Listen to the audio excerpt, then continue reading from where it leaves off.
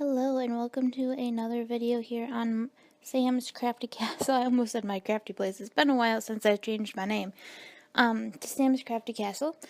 And this week we're talking about the Scan and Cut Canvas feature of the Scan and Cut 2 to wrap up that little series. It was supposed to be the whole month of July, but I got a little bit behind.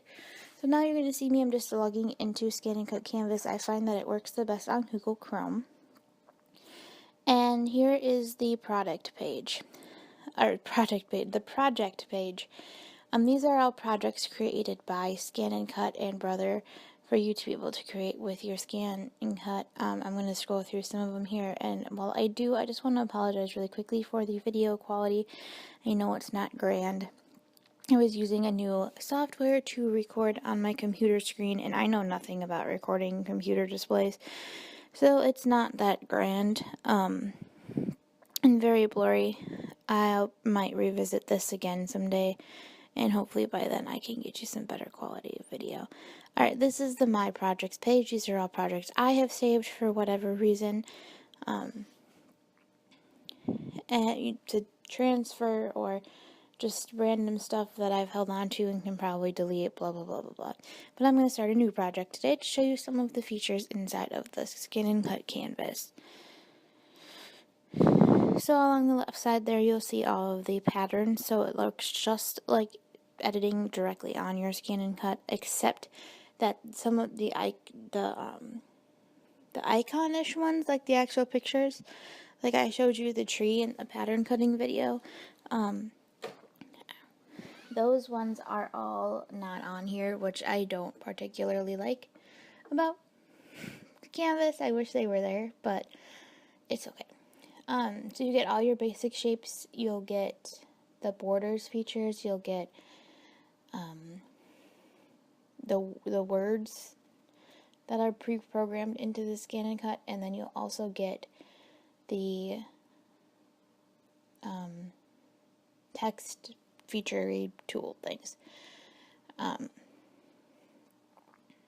you'll see me, and you also can access your old projects from inside of the new project feed as well. I'm just going to type in some random stuff here to show off the text tool, and then I'm going to show you the buttons along the top. So the first button over on the corner, that is the text box where you see me typing in right now, is the naming thing where you can name your cut.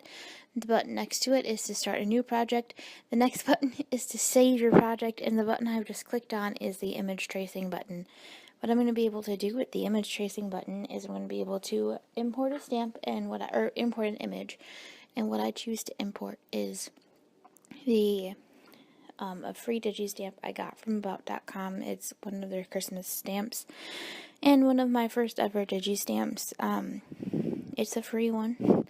If you want to go grab it from yourself, I'll link to it. If it's still up, I'm not sure. It's pretty old, so it might not be up anymore.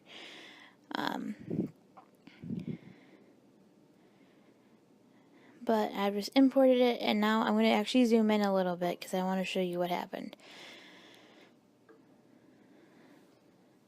Look, it didn't trace all the way. So I'm going to go in here and play with the settings a little bit, and I'm going to get it to trace, and it's going to come out looking just fine. As the video continues, after I get this to work, I'm going to delete all of the image, and then I'm going to go ahead and import it, 2 different SVG files, so you're able to see those.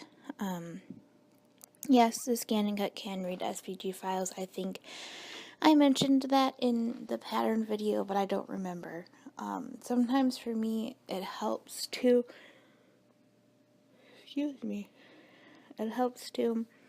import them into Canvas first, because every once in a while you'll get an error on your Scan and Cut, and it'll tell you there's too many shapes, or there's too many lines, or it's too complicated, or whatever, and sometimes you can remedy some of that through Canvas. So whenever I download a new SVG file, I tend to load it right into Canvas before I stick it on my USB card to send, or my USB stick to put into my Scan and Cut, just so that you're aware that sometimes that's an issue, and it's actually pretty easily fixable. If you're getting an error that there are too many shapes, just group the shapes. that takes the shape count down to 1 every time you group something, because the scan and cut then views it as one shape. And there is a select all button, so you don't have to select each line or each shape individually. And the error I got here was that it was too big, so it won't let me save the file. But my scan and cut in the machine, it'll adjust and make it work. But as you can see, like, you can still move them around, you can resize them, you can do whatever. And I'm going to import a smaller one really quickly. There's another background, but it's just smaller. What happens when you record videos, right, when you wake up in the morning? And then after I import this, I'm actually going to re-import that mistletoe really quickly. And then I'm going to show you some other features. There are drawing features inside of Canvas. These are not found on your scan and cut machine. These drawing features I've only found in Canvas. And you can draw straight lines, or the tool next to it that I'm going to click on in a second is the Freeform Drawings. There you just saw really briefly the undo and redo buttons. Next to that, the one I'm hovering over right now is the Properties button. So I'm going to click on this shape really quick, and I'm going to show you some of that. You can change the size. Oh goodness. You can mess with colors and things and how the lines look inside of Canvas. It won't transfer to your cutting or anything like that. But you can look at it, and then there's the edit button. So there's undo, redo, cut, copy, paste, group, select all, group, trash. The thing to create the frames like I showed you on the scan and cut video, flip, rotate, layers, there's text tools, there's group, ungroup, weld, merge, all that kind of stuff available inside of Canvas. And I probably will revisit this topic eventually if I ever get the wireless card. Someday I plan to get it, I just haven't had the opportunity yet. The last thing I'll show you here is just sort of the view where you can change the zoom in on your mat and things like that. And one other quick thing I wanted to mention before I say goodbye here today is that, well, actually I'm not ready to say goodbye yet. One other quick thing I wanted to mention is that Scan and Cut is free to use, and you don't have to have a machine to try it out. If it could be a deciding factor for you if you're trying to move from Cricut, or if you're looking for an alternative to Shortcuts a Lot or Make the Cut or whatever older software you might be using, Scan and Cut Canvas is free to use, and you don't have to have the machine to play with it on your computer. To cut anything, you need to have the machine, but to play with it, you don't. I actually signed up for my Scan and Cut Canvas account while I was waiting for my machine to be delivered, and had some fun laying around while waiting for my machine. The last thing I just want to talk about real quick is how to get your image from the computer to your Scan and Cut. You're going to want to hit download, and then you'll get the option to either download it to your computer or send it to your Scan and Cut with the wireless card. I have, like I mentioned earlier, I do not have the wireless card, so therefore I don't have that option, and as you can see, it is grayed out for me. But what I would do from here is download it to my computer, transfer it to my USB, and then plug it into my Scan and Cut and go from there.